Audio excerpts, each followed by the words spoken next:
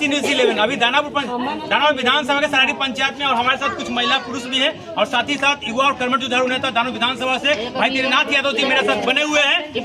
हर जगह लोगों से घूम रहे हैं, कैंपेनिंग कर रहे हैं, अपनी बातों को रख रहे हैं, जनसंवाद कार्यक्रम कर रहे हैं, लोगों से जान रहे हैं कि क्या कुछ उनकी परेशानियां है इस सरकार में। अभी जो मौजूदा सरकार है एनडीए की सरकार में किस तरह से किस परिस्थिति और किस स्थिति में लोग जी रहे हैं, किस तरह से बेबस है प्लान को लेकर, स्थिति परिस्थिति जो बनी है खासकर युवाओं को लेकर, महिला हैं, गृहिणियां हैं, सबको कहीं न कहीं महंगाई की मार पड़ी है। इसको लेकर यहाँ पे जनसंवाद कार्यक्रम किए हैं भाई त्रिनाथ यादव जी, दानापुर विधानसभा राजद नेता। आइए हम जानते कुछ पहले महिला से जानते हैं कि क्या कुछ इनका ओपिनियन होगा। आज दीनानाथ जी आए थे, क्या अपनी बातों को रखे? हम बात रखे करने हम चाहते हैं जितना भी यहाँ महिला है अटोला है तो सब गरीबी आदमी है, कमाने खाने वाला है। तो वो लोग के बच्चा मतलब पढ़ रहा है, बेटा हो बेटी हो, वो लोग के आगे निकलना चाहिए।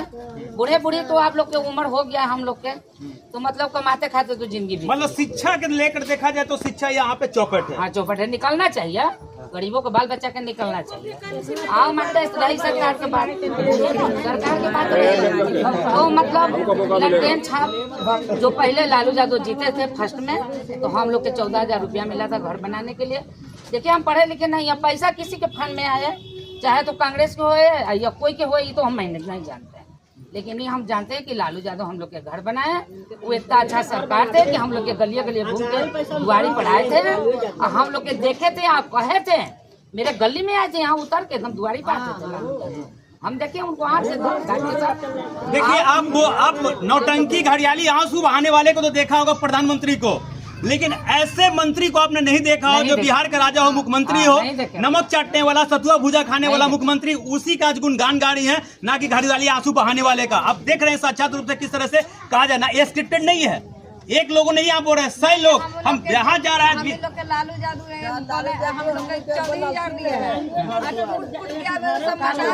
बोले थे ना, तो हम ये चाहते हैं कि सरकार फिर से लंटेन छपाना चाहिए, क्योंकि लालू यादव के राज में आलू 2 रुपये किलो था। मान लेते हैं 2 रुपये किलो नहीं होगा, महंगाई बहुत ज्यादा बढ़ गया, ठीक है, एक बात मैं कर रही हूँ, लेकिन कुछ तो कुछ कम 10 रुपये होगा, 15 रुपये होगा, कुछ कम। मतलब यूँ कह ले कि महंगाई की मारा महिलाओं पे पड़ी है। देखिए निर्वंश है, प्रधानमंत्री निर्वंश है, ना उनकी पत्नी है ना बच्चा है, कोई नहीं है। अगर घर की गृहिणी होती ना तो शायद उनको महंगाई की मार समझ में आता, लेकिन बाल न बच्चा नींद पड़े अच्छा।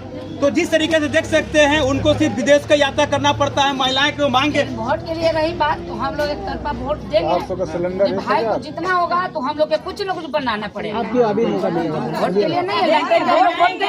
देखिए आज बहुत बड़ी मुद्दा निकल के आ रहा है, जिस तरीके से महंगाई की मार पड़ी है ना, हाँ सब चीज को सस्ता बहुत, मतलब इतनी उम्मीद लगी है राजद से, लालू जी से इतनी उम्मीद लगी आप लोगों को, खाने के लिए पैसा नहीं है भैया, तो सिलेंडर कैसे भरेगा?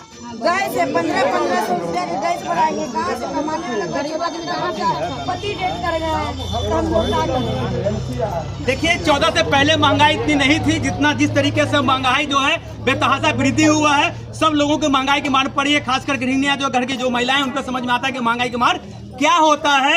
शायद अगर प्रधानमंत्री निर्वंशी नहीं होते और उनकी घर की पत्नियां होती तो शायद उनको पता होता कि महंगाई का मार किस तरीके से होता है। घर के बच्चे उनके अगर पढ़े लिखे होते हैं, उनके तो बच्चे हैं ही नहीं, तो निर्वंश है, उनके अगर बच्चे होते तो शायद उनको पता होता है कि पढ़ाई क्या होता है, शिक्षा क्या होता है, चिकित्सा क्या होता है, कितनी महंगाई का बोझ पड़ता है। तो शायद महिलाओं को अभी समझ में आ रहा है कि हमने क्या किया और क्या पाया। लालू जी थे तो क्या हुआ, महागठबंधन की सरकार थी तो क्या था, और एनडीए की सरकार है तो क्या है। आइए हम विशेष जानते हैं यहाँ दीनानाथ यादव जी है, जो कि राजद से आगामी विधानसभा के संभावित प्रत्याशी बताए जा रहे हैं। क्या कुछ कहेंगे दीनानाथ यादव जी?